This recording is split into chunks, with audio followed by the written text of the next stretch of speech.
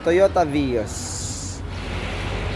So siya ay 668,000 na lang. Yun, andito tayo ngayon sa Toyota Silang yan. May libreng kape, may libreng suman. Pero yung i-share sa inyo yung mga repossess car na meron dito na available na pwede nyong kuhanin. Pakita sa inyo. Toyota Vios. So siya ay 668,000 na lang. So ang brand unit nito is 900 something. Meron sa taas sample unit. So siya ang sabi dito 11,000 pa lang yung kanyang natakbo. Ayan. Tapos kung hulugan nyo siya ng monthly 14,000 na lang. Kasi siya ay 668 na lang yung cash.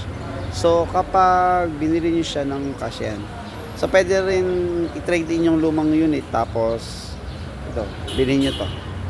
Yan, Toyota Vios. Ang model nito 2020 model, pero 11,000 pa lang yung mileage. Grabe.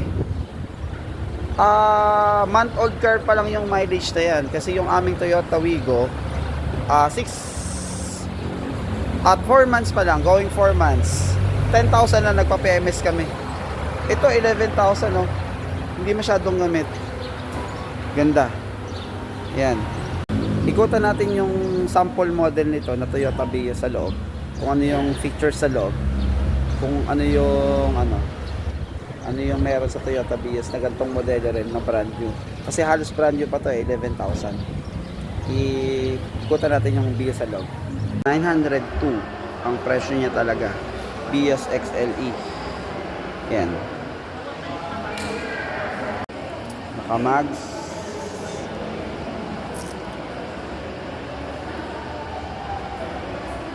Naka-mags.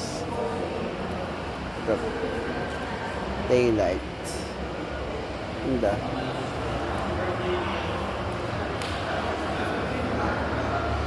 Yan. So ito loob ng XLE.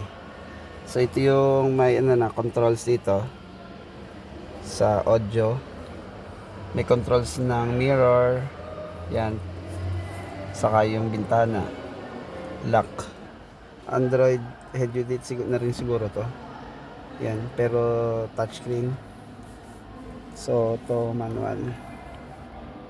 Automatic transmission to. Yan. So wala siyang built-in na camera. Tapos maganda yung seats, yan, public seats. Tingnan natin kung may reverse camera mamaya. Pero yung mga panel gauge niya. Yan. Controls.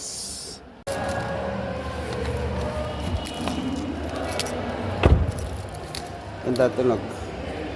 May yan. So walang reverse camera pero may sensor, back sensor. Ayun. Kung gusto niyo kuhanin ng Toyota unit na to, Toyota Vios na to na batak ng Toyota, message nyo lang ako tapos ipaprocess natin yung application form nyo.